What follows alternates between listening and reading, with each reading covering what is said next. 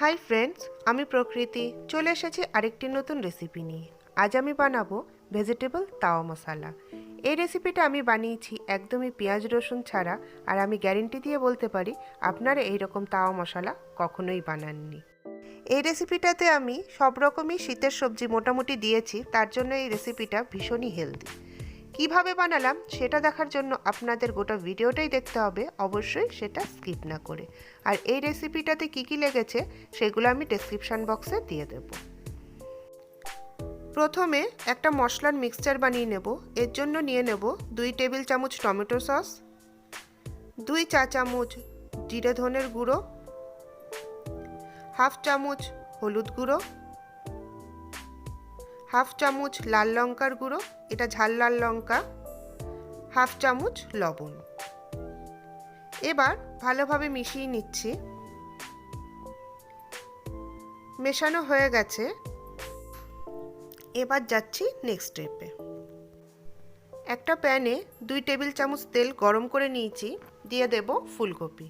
এখানে আমি মিডিয়াম সাইজের ফুলকপি হাফ নিয়ে নিয়েছিলাম, ছোট ছোট করে পিস করে নিয়েছি। একটু ভেজে নেওয়ার পরে দিয়ে দেব বাঁধাকপি, ক্যাপসিকাম। এবার দেব গাজর আর মটরশুঁটি। আমি একটু সেদ্ধ করে নিয়েছিলাম গাজর মটরশুঁটিটা।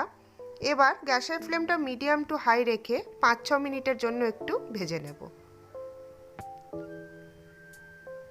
এরপর এতে অ্যাড করব 150 গ্রামের মতো পনির।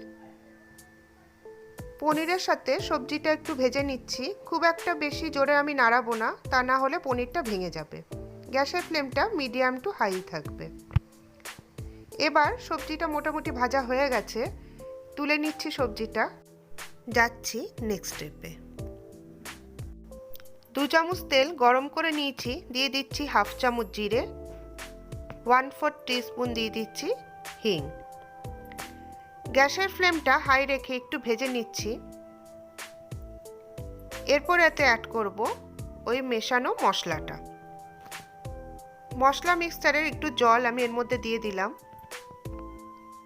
দিয়ে দিচ্ছি 1 চামচ আদার পেস্ট।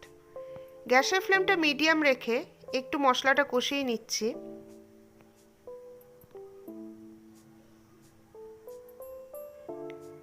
এরপর এতে দিয়ে দেব 1 টেবিল চামচ টক দই।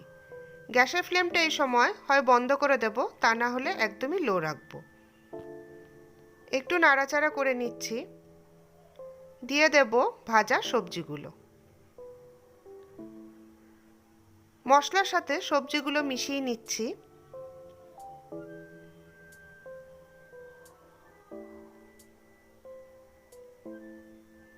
এরপর দিয়ে দেব পনিরের পেস্ট আর 1 চামচ চিনি।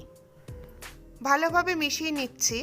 কয়েক টুকরো পনির আর জল দিয়ে আমি মিক্সার গ্রাইন্ড করে নিয়েছিলাম, সেই পেস্টটাই আমি এখানে দিলাম। এবার 5 থেকে 6 মিনিটের জন্য ঢাকা দিয়ে রাখবো। এই সময় গ্যাসের ফ্লেম মিডিয়াম টু লো থাকবে। 5-6 মিনিট পর ফেরত আসলাম। দেখতে খুব সুন্দর হয়েছে আর খুব সুন্দর একটা গন্ধও বেরিয়েছে। এবার আমি একটা ট্রিক করব, তার ফলে কি হবে, আরও সুন্দর গন্ধ হবে আর খুব টেস্টিও হবে।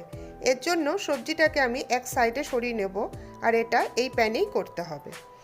নিয়ে নিচ্ছি 1 চামচ ঘি। এর মধ্যে দিয়ে দেব হাফ চামচ কাশ্মীরি লঙ্কার গুঁড়ো, আর দিয়ে দিচ্ছি কসুরি মেথি।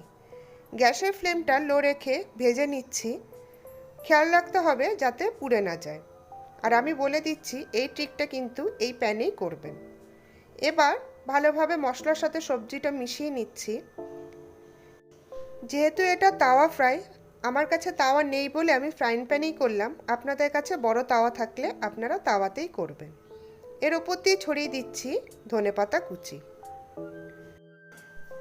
ভালোভাবে মিশিয়ে নিচ্ছি, তবে খুবই হালকা হাতেই করতে হবে, তা না হলে পনিরগুলো ভেঙে যাবে।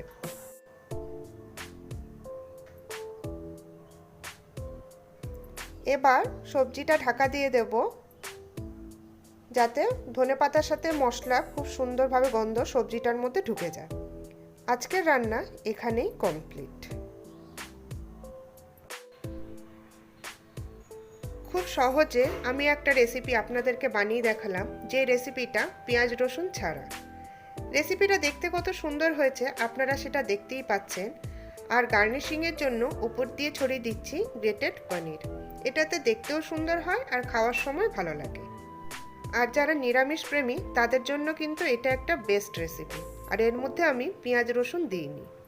রেসিপিটা কেমন লাগলো আমাকে কমেন্ট করে জানাবেন। আর যদি ভালো লেগে থাকে তবে অবশ্যই একটা লাইক এবং কমেন্ট দিয়ে দেবেন। আর আমার চ্যানেলটাকে সাবস্ক্রাইব করবেন। প্রত্যেকটা বন্ধুকে থ্যাংক ইউ আমাকে এইভাবে সাপোর্ট করে যাওয়ার জন্য। তাহলে পরের দিন আসছি আরেকটা নতুন রেসিপি নিয়ে। আর হ্যাঁ, এই রেসিপিটাতে কি কি লেগেছে সেগুলো আমি কিন্তু ডেসক্রিপশন বক্সে দিয়ে দিয়েছি, তোমরা চাইলে সেখান থেকে চেক করে নিতে পারো। আজ তাহলে এইটুকুই, বাই।